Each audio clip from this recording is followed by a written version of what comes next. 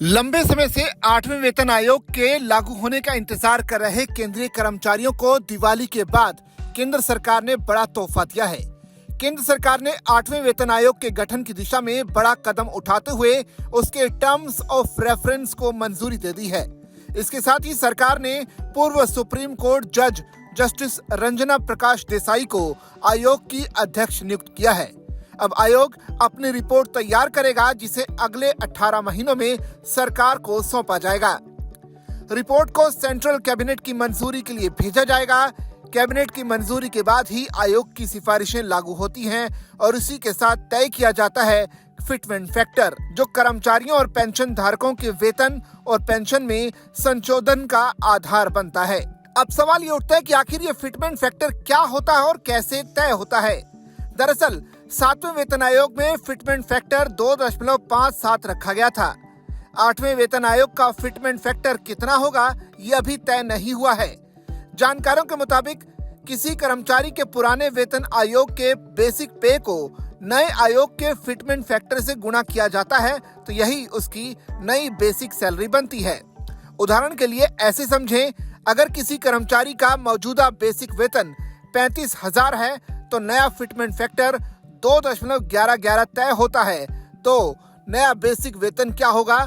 जैसे 35,000 को मल्टीप्लाई यानी गुणा करना पड़ेगा 2.11 से, जो बराबर होगा 73,850 के।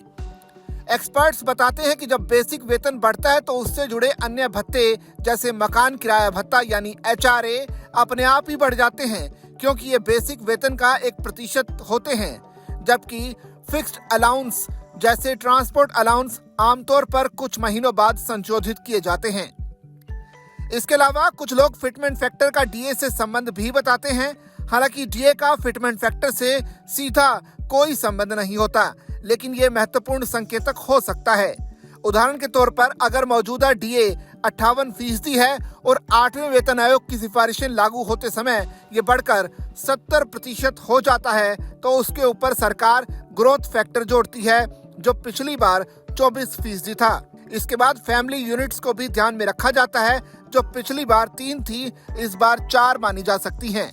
ऐसे में फिटमेंट फैक्टर में लगभग 13% अतिरिक्त वृद्धि की संभावना बनती है।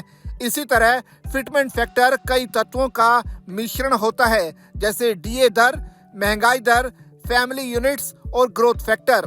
फिटमेंट फैक्टर के मुताबिक केंद्रीय कर्मचारियों को उम्मीद है कि अब वेतन डबल हो जाएगा। ऐसे में जानकार मानते हैं कि फिटमेंट फैक्टर का सीधा असर बेसिक सैलरी और HRA पर पड़ता है। हालांकि नए वेतन आयोग के लागू होने पर DA 0 से शुरू होता है, इसलिए कुल मिलाकर कर्मचारियों का वेतन 20 से 25% तक बढ़ सकता है, दोगुना नहीं। इन सब के बीच सवाल ये भी उठता है कि क्या सभी कर्मचारियों के लिए समान फिटमेंट फैक्टर रहेगा।